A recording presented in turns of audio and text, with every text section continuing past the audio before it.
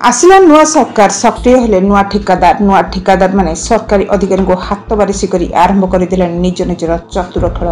फल ठिकादार एवं सरकारी अधिकारी मधु चंद्रिकार पेशी होती जनसाधारण रास्ता निर्माण में निम्नमानर कार्य होता नहीं जनसाधारण बारंबार अभियोग करने पर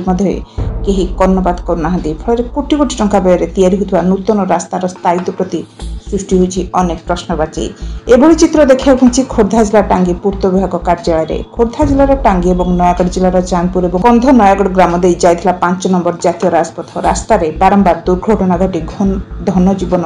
क्षयक्षति होबारु स्थानीय जनसाधारण सुविधा बाईपास निर्माण करा जायथिला फल पुराना जातीय राजपथ को टांगी और चांदपुर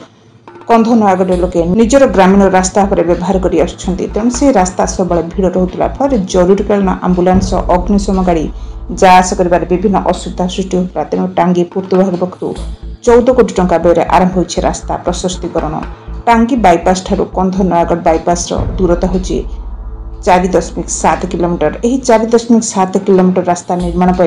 व्यय बराद हो 14 कोटी अधिक टंका। यह टंकार 2 मीटर पादचला रास्ता सह मझिरे डिवाइडर को मिसाई मोट 16.5 मीटर रहिबो रास्तार चौड़ा। केतक स्थान कंक्रीट करा योजना रही बेले अन्य समुदाय रास्ता को पिचु करा व्यवस्था ए रास्ता मोट 6टी पोल निर्माण होगापी अटकल कर रास्ता कटर ग्रामर सुरक्षा ड्रेन निर्माण को भूली जाइए विभाग केवल लोक देखाणीय भाव में चांदपुर और कंध नयागढ़ अंचल मोट 600 मीटर ड्रेन निर्माण कर पूर्त विभाग बड़का 4 मीटर रास्ता को भगवान को भरोसा छाड़ी विभाग यासह रास्ता निर्माण नुआ माटी और बाली व्यवहार करने को नियम रही बेले ठिका संस्था अधिक लाभ आशारे पुराना घर भंगा इटा कंक्रीट और गोड़ी पत्थर व्यवहार कर देखा मिली फल रास्तार स्थायित्व प्रति